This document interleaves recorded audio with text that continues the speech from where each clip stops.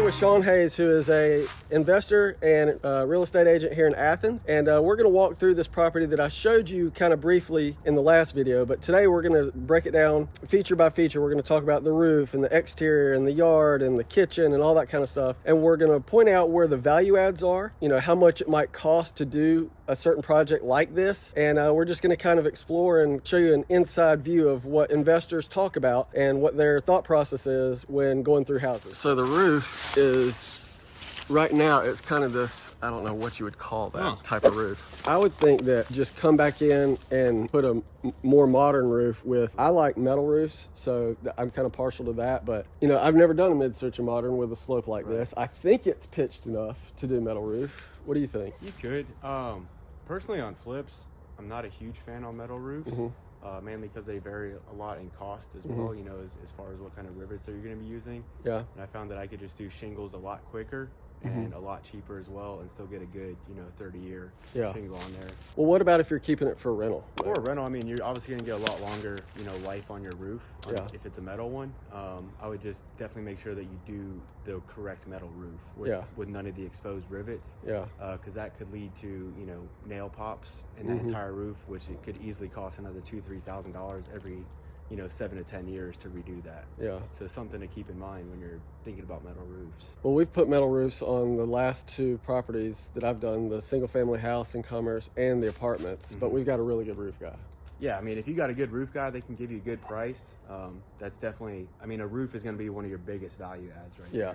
That's one of the most expensive pieces of the entire house. What about landscaping? I know landscaping, you know, in a property like this where it's real grown up, you got trees everywhere. You know, landscaping is one of those things that you could easily spend $15,000, $20,000 on, and you're just not going to get that ROI. But as far as, you know, coming in and chopping down major trees that are still alive, I'm really going to try to avoid that and just see what I can do to trim. Like, obviously, you know, trees touching houses, anything I'm thinking of, you know, on a flip is I'm thinking of, okay, well, when I go to resell this, what is that inspector going to point out that I can go ahead and eliminate right now? That's going to maybe not bring value add right now, but it's going to, you know, help me out on my negotiations. Anything even touching the exterior of the house needs to be trimmed, you know, ASAP. What do you think about these windows? Now, I know, you know, stuff like this right here is not super energy efficient. I mean, do you take that into consideration, or if it's not messed up, you just keep it the way it is?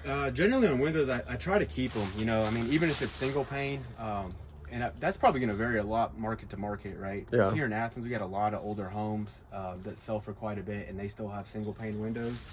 So if the market is okay with single pane windows and they're not broken, and one thing I do is make sure that they all open as they're opening windows, because that's a real easy one to get nicked on an inspection. Now, before we go to the backyard, take a look at this carport. It's super low, which I've seen a couple other mid-century moderns kind of like this that have the low clearance. That's really low. If you got a truck, you can't really pull up underneath there. Yeah, I think, I mean, even your truck, or I mean, even a car and a tall guy. I'm 5'10". I'm not hitting the roof, but, you know, with somebody tall, I think this would, you know, I've looked at other older houses that have lower roofs, and the house is beautiful, but because it has lower roofs, we didn't get the offers that we were expecting there. So I think this is something, not 100% sure how you'd address it. Have you ever done a carport to garage conversion? I've never done one, but I've seen people on YouTube do them. No, I haven't. And I mean, yeah, I've priced them out, but to me, the return on investment, it just it wouldn't make sense, especially for a single car garage. You know, to me, I think that may be the new homeowner's choice if they want to end up doing that. But I think for a flip, I just don't think that you're going to get the ROI. I feel like if you're going to spend money, there's probably other places where you could spend it to get a better you know, ROI. Another thing that worries me about this, it's kind of a liability. The tenant might not understand this and ram their truck or car just right up in there. So I mean, especially in a college town too. You know, if they're coming in here from a game or something, you know, you don't know. And then also, I mean, I'm thinking that if they want to go out through the back, they can easily come and knock themselves out We're here in the backyard now, which I think could be a super cool backyard. So here's what I had in mind. So this right here is the kitchen. Okay, there's a window like in the kitchen area, not the kitchen, like a dining. I would think it would be super cool to open this up a little bit, put a door, whether it's a sliding door or just a whatever type of door, and build out a deck 100%. right here. Yeah, I agree. Especially if you're doing an Airbnb, this would be like a hangout area. Spot. Yeah. And it's nice and private back here too with all the trees. New HVAC, obviously. What are HVACs usually running you nowadays? So Yeah, so if you don't have to do all the duct work and stuff, how big is the square footage on this house? 12 to 1400. So you could do a 2.5 ton, and that'll probably run you $5,000. Yeah. How often do you have to replace HVACs in your properties that you either flip or rent? Pretty much every time. Yeah. Pretty much every time, especially a property like this, been stagnant for so long. That means the HVAC probably hasn't been running. Yep.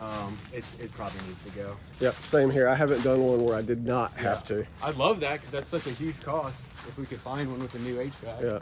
But generally, I'm going to go ahead and budget that it needs to be replaced regardless.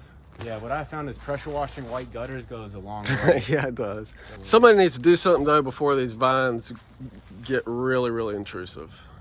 Yeah, if they get up there and get into that fascia and then start getting into the attic, that is going to cause some serious issues besides just pulling. So now we're inside. We're kind of in the kitchen area, and if you remember back to the video I did last time, you know, we've got all this mildewy type stuff around the top of the rooms and in here. So walk us through what you think about when you walk into a kitchen like this and a living room like this. What are your first thoughts? First thoughts is no need for it at all. Oh, for sure.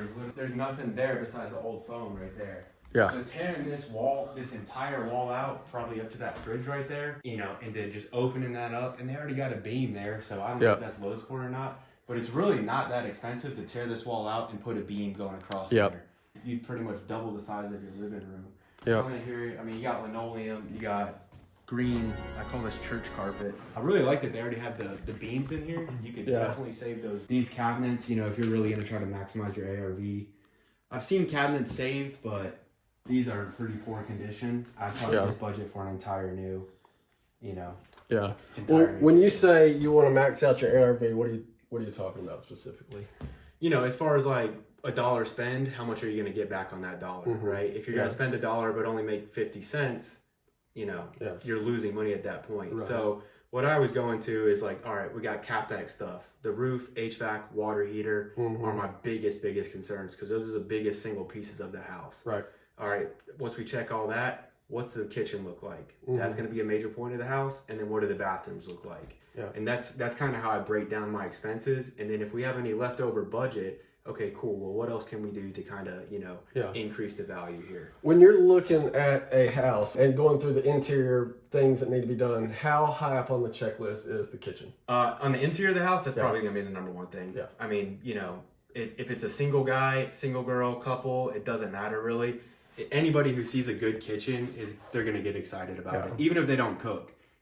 A kitchen's always going to be a point where people are going to be hanging out, sitting down. They're going to be talking there, and especially this, if we can open that wall up right there, it's going to be the main focus point of the entire house. It's gonna be the first thing you see when you walk in, and anybody who buys this house is going to want to show off their nice kitchen. Yeah.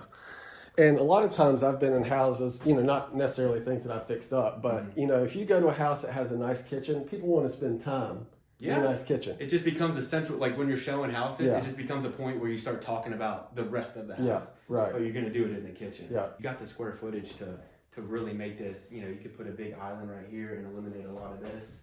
And then open that part back up, which would essentially, you know, reopen your working space. Yep, this is where I was talking about opening this up and putting the deck. Absolutely. Right, I mean, man, if you put, you know, a glass door right there, just where they can see out nice and clear, and that opens up right to the back deck. So, you know, I'm always thinking about functionality of the house. So if you open that up, you put a nice little deck out there, you got the grill out there, the kitchen right here, so they can go back and forth super easy while everybody else is hanging out of the way. Yep, of the person doing the work. Kind of walk us through how you would break this out. What is a header and what does all that stuff mean? Yeah, I mean, really, so, you know, in the house, there's going to be certain walls that are load-bearing and certain walls that are not load-bearing, right? So this wall being right here, I'm probably going to say that it's a load-bearing wall. So essentially what a contractor has to do, they can't just knock this wall out, right? They have to put support in place prior to removing this wall. Then essentially the thing that's really, you know, loading the weight is going across right there, and it's just being supported here. So Yeah. probably most likely they'll have to put some support beam right here, load that up right there, and then you're good to go. And you can also kind of disguise your support beams too, right? Yeah, absolutely. You can make them very, decorative there. Yeah. But I would kind of try to stick with the theme of the house. It's kind of a very unique house, but you already have the open beams and stuff, so kind of take advantage of that and, build the theme off of that. Yeah. All right, well, let's go upstairs first. And I think you'll be able to see some roof damage up here for sure. Oh, yeah. So let's take a look at the pink bathroom. So I see these all the time whenever I'm showing houses. Right. And this is super common. My house used to have a pink bathroom. So Really? thoughts on pink bathrooms? It's got to go. I mean, even though the tile's in really good condition, and actually this flooring is definitely coming back into style. I'm not a huge fan of pink, right? Yeah. I think neutrals are in right now, and unfortunately, the pink, I think it really has to go. Yeah, the neutrals are definitely in. However, I think that if you're going to keep like a theme, like a mid-century modern theme in your decor and, your interior design, you can use the pink. So, it's not an absolute for me to get rid of it. You just got to have a designer that knows what they're doing. Yeah, absolutely. Yeah. I mean, and like I said, the tile, it's all in great condition. The floor, all the tile, even all the grout is actually in pretty decent condition. So, if that's a theme that you're going to want to go, and look at that, they even got the exposed beams in here too. So take a look at this. I think if you look up right there, you can almost see exposed light. Oh yeah, I can see it coming through the fan hole right there. This would obviously scare a lot of newbie type investors. So thoughts on holes in the roof? To me, it's one of those things. I already know that I'm going to be doing the roof on this house, right? So, instead of it's kind of an odd roof, so it's going to be a little pricey. Yeah. But I'm going to probably go ahead and up that price by a little bit just to account for all the decking that's going to need to be replaced. Yeah. Because we already are sold downstairs, so take this $7,000-$8,000 roof and probably make it 10 to 12. Yeah. Because you don't know how much of that decking underneath needs to be replaced. Yeah. Now, in my budget, whenever I do mine, because I kind of have in mind that I'm going to do metal from the very beginning, my strategy is keeping them for as long as I can until, if I want to sell them and move to something else. But anyway, so I allot for a house, I allot like 15 grand for roofs, just because I'm doing metal and I want it to be on the high side so that if something goes wrong, I'm always got that, got cushion. Absolutely. Yeah. But holes in ceilings, makes the house smell like money. That's right. You're exactly right. All right. So bedroom number 1. Look at this. This is original. They don't make it like this. No, they don't. No, they certainly don't. I can't tell if that's just something with the flooring or just the carpet. Actually, it almost looks like something covered up. Something like flooring has been repaired or something. Yeah. I thought the same thing. But besides that, oh yeah, right here. Yeah, it looks like they almost did like a Frankenstein carpet up here. Yeah. You got some cracks coming in up here, so they're running all the duct through the wall. Overall pretty good sized room though. I really like that they got the exposed beams all over. Yeah. You do new construction, that's a really expensive upgrade right there. Yeah. So I know a lot of new investors will walk into a room like this and feel overwhelmed. Right. So break it down, like what are the steps you take? How do you tackle a room like this? I would start from the ground up as far as like picking out what I'm going to do. Not so much on the work. The work is going to come from the top down, but picking out what I'm going to do. To me, I'm a huge fan of just getting rid of all the carpet. Yeah, I am too. Carpet's not and it's really not that much more expensive to put in like a good quality LVP over carpet. Yeah. But it's a huge resale value, right? Yeah. Anybody with animals or kids or anything like that. So I'm going to pick out, okay, cool. Well, what's the style of the rest of the house that I'm going to go with? I'm going to match an LVP and probably just LVP the entire house. After that, I'm looking at making sure all the windows are working, right? Probably go ahead and pop all the screens off and just not replace them. Yeah. You don't have to do that. Screens are great, but they also cause a lot of issues. So I'm going to pop all that out and go ahead and start checking all of the window frames. And actually, you can see right here, some of these are bad. I don't know if you can see that, but you see all that? Yep. That looks like it's leakage coming in right there. So that's letting me know that there's probably some rot in this window right here, which now I'm thinking about, okay, we may have to really start considering budgeting for windows for a majority of the house. Yeah. Because what I found with windows is, if you replace one, you might as well replace all of them. Yeah. Because it's just going to look weird if it doesn't, especially in a room like this. Yeah, for sure. But, besides that, drywall, looks decent. Yeah. You know, I mean, just besides just some normal patching and stuff right Yeah. there. One thing that I have found that's helped me out with just reselling stuff is the outlets, and then putting in a little higher end outlets, like with the USB chargers already on there. Yep. I mean, that's a good idea. It's a little bit more expensive, but just think about it from a buyer perspective. When you're coming through and you see these USB outlets everywhere, and now they sell them with the USB-C outlets, it costs me a few dollars, but I want that wow factor. Yeah. So when they come in, I'm like, oh my God. Because how many times have you just had the cable and then you can't find the freaking block? Yep. So I've started doing that. It doesn't really give me like a huge ROI, but it's like one of those things that can pull in buyers. Yeah, for sure. That might be the best little quick tip you've given the whole video. Yeah. So I've noticed that a lot of these folks used to put carpet over hardwoods. And I think these are hardwoods. Oh, look at that. See? Look at that. You know, don't let the carpet scare you, is the moral of the story. Yeah, especially carpet just like preserves the hardwoods. And it's like a time machine. You can come in here and refinish these for $1,000 or two, and you've got, you know, original hardwood. Yeah. So this bedroom's pretty much a mirror image of the other one. What's that thing right there? It's a little, I don't know what it is, but it's a creepy little closet. All right, so let's go down to the lower floor. So this one is a lot like the upstairs, except it's blue. Yeah. It's like the his and hers. Oh yeah, the blue's not bad, and it has. Yeah, the blue's not bad, and I really like. Octagons. Yeah. I'd keep this right here. I mean, it all looks to be in really good shape.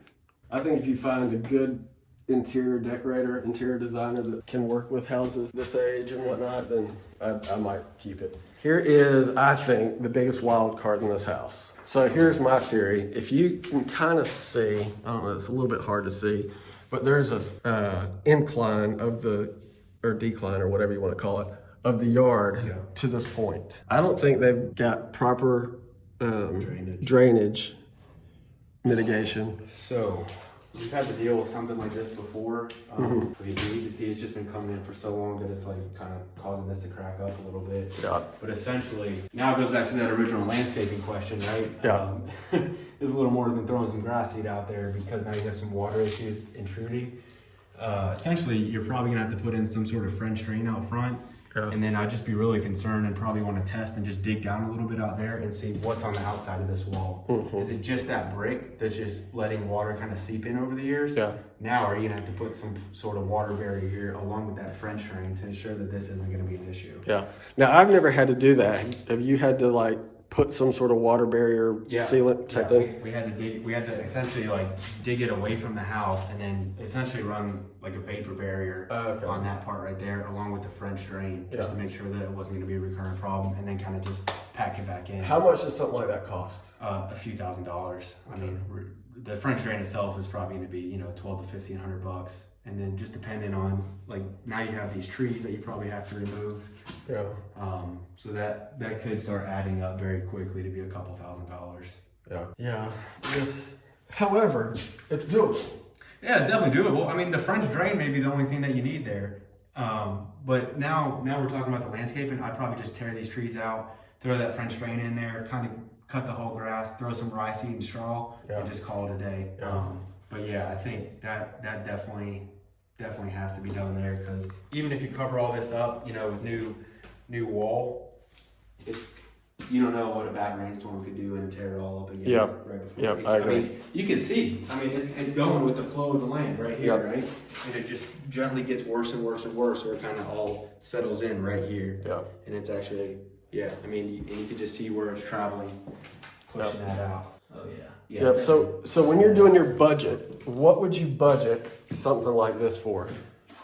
For the entire house? Oh, no. For this section of water remediation and all that kind of stuff. Just going with this whole little island area right here, and then with the tree and root ball removals and stuff, I'm probably gonna say no less than $4,000. Okay, I was thinking higher. And that depends. I mean, if you dig out this whole thing and start adding a vapor barrier there, that's easily gonna run you another, $1,500 to $2,500. Yeah. But just for the French drain, the tree removals, and covering that part back up, definitely no less than $4,000. All right, so the last room. So this was upstairs in the area where the floor. Oh yeah. Look at that. I mean, you can almost tell where it looks like they repatched it, and then the tape started popping off. Yeah. And then the drywall started cracking. Yeah. But all that paint peeling, And with the year of the house that was built, I'd probably get a lead-based paint. So Which could add a whole nother problem to what you're going to be doing. Yeah. Especially if you start having to pull permits and stuff like that. yeah, But I mean, I can almost guarantee this is lead-based paint right here. Just the way that it's bubbling up and peeling like that. yeah. So getting a contractor who knows what they're doing with that is going to be very important. But overall, I mean, this is a pretty cool little, Yeah. bonus room or office room or playroom. Yeah. I mean, right So if here- you get a contractor who knows what they're doing with lead-based paint and doing whatever type of remediation you've got to do with it, that actually fixing this is not a super big deal, right? You Mhm. rip the drywall out, you can kind of address the floor joists from underneath. Yeah. If something needs fixing, you can either sister it or replace it wherever it needs it, which would in turn secure upstairs. Yeah. I mean, honestly, I probably wouldn't even try to patch this up. So I think what you were saying would just tearing it out would be easier. right. Which would, again, the only thing you have to worry about is where you're going to put this. Yeah. Right? Because you can't just throw this in a normal dumpster. So, budget for a much higher roll-off cost than anticipated. And then you definitely don't want to start mixing materials. All right, well, good deal. So if you had to guess, and we can try to figure out the numbers more exact, but if you had to guess, what's your gut telling you it would cost to rehab this whole place and get it looking like new? 75,000. Okay, yeah, I was thinking 80. See? Yeah. Pretty good, yeah. Again, we're doing this very quickly. Yeah, So, for sure. if we're going 15,000 for the roof, let's say 6,000 for the HVAC. All right, we're at 21,000 right there. 20,000 for the kitchen. That's 41 right there. Mm-hmm. 5,000 a bathroom. That's 50,000 right there. So that gives you $25,000 for drywall, paint, and flooring. Yeah. So yeah, I'd say 75 would be the absolute bare minimum Yeah. that you'd want to do on this. But again, it's a totally doable project. Mm-hmm. I would